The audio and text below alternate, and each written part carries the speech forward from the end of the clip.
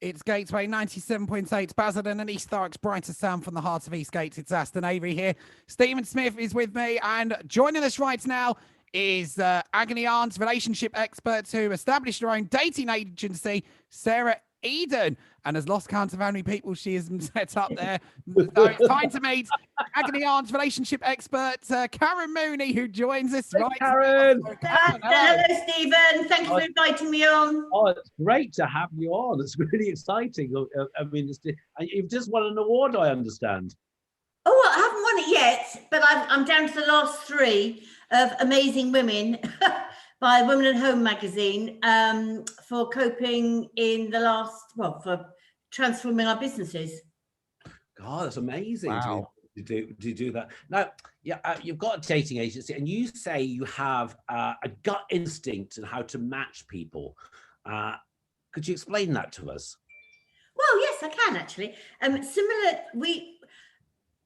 I pick my staff carefully, and they all have a fantastic gut feeling, but similar types get on. You don't have to be like Niff and Naff, but you have to think in a similar way. Yeah. You need to want similar things in the future as well. That's very, very important. So many people actually get together and suddenly realize, actually, oh, she doesn't want to have a family, or he doesn't want to have a family. Yeah. It's very important for ladies, not so important for you guys, but very important for ladies. So wanting similar things, similar values are important. Yeah. And similar values and wanting similar things in the future. Similar backgrounds can be important too. It's not an exact science. Finding love for people isn't the exact science, and by and large, a lot of it is gut feeling. Say in the past, sometimes I've met someone that's totally wrong, but I've fallen in love with them. You know, that they don't have my values, and sometimes they irritate me, and I think, my God, I wake up and I've fallen for them, and I think, how's that happened? Because they're not they've not got the core values I have. They've not, sometimes they even like the things I like. There's something about them I dislike. It's so difficult, isn't it? Exactly. Well, that's called falling in love through rose-colored glasses, isn't it? You know, you don't think logically. Now, Karen, for our listeners, how much do you charge for anyone to join the agency? And do people get their money back if they do not find someone? We charge, our prices start at £5,995. When people rejoin, it's a lot less because we do get people rejoining. They might find love and then they split up and they come back to us. We guarantee so many introductions, but it is unlimited. Unlimited. So they can meet as many people as select them, and they select. Wow. So they can literally turn up, they meet you, and you get a gut feeling about them, and then you go out and find someone for them. Is that No, what happens is they either come into one of our offices. We've got 2 offices, one in Westminster, one in Central Windsor. Okay. Or they're virtually interviewed, as we've been doing a lot of in this last 15 months. Yeah. Once we've interviewed them and asked them questions about themselves and how they see themselves in 3 and 5 years' time, a bit about the background, their life so far, what sort of things have happened to them. We then ask them to sign a confidentiality contract. And don't forget, the people we attract are business and professional people. Yes, of course, yeah. And then we make a selection of people. We've got lots of people on our books. We make a selection of people on our books we think are suitable for that person, and together we go through and select who they need to meet initially. So we make sure we've got people on the books that are suitable for that person before they part with any money. Karen, what would you say was the secret of longevity in a relationship? I mean, in this day and age, it's people bouncing from one to the other so easily. What would you say is the secret of longevity? Having fun and laughing together. With each other. They're laughing. We're taking a stand-up comedy course then. No, not laughing at each other, but laughing with each other. You know, having fun. You know, I think particularly this last 15 months has taught us that, you know, a lot of us haven't actually had a lot of fun. Yeah, but fun is the answer. So I always like to laugh with somebody. It's nice to sit in bed in the morning and sit laughing, isn't it? Rather than... Yeah. So, Karen, can you give Stephen and I some of the tips about dating here and how we can go about if we're dating? Well, join a reputable agency. I've got £5,000.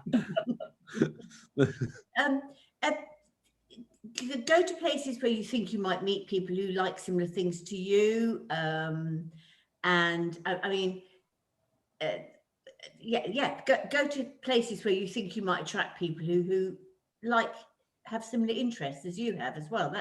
That's important, I think. Oh God, that's me going to the rugby club then. Sarah, so yeah, you don't cater at the moment for LGBT customers. Is there something you're looking into? And I'd be really interested how you think you might have an instinct for LGBT clients. It is definitely something we're looking into at the moment. In fact, we're very excited about it. Yeah. We think there's a big opportunity. I did sort of look into it in the early 90s, but we couldn't get insurance at the time. I can't remember the exact problems, but I know we couldn't get insurance. But it is something we are looking into, and we're hoping to launch something in the coming months. It's not and certainly myself are very excited. Cynical. My girlfriends are the worst ever at setting me up on dates. It always starts like, oh, you're gay.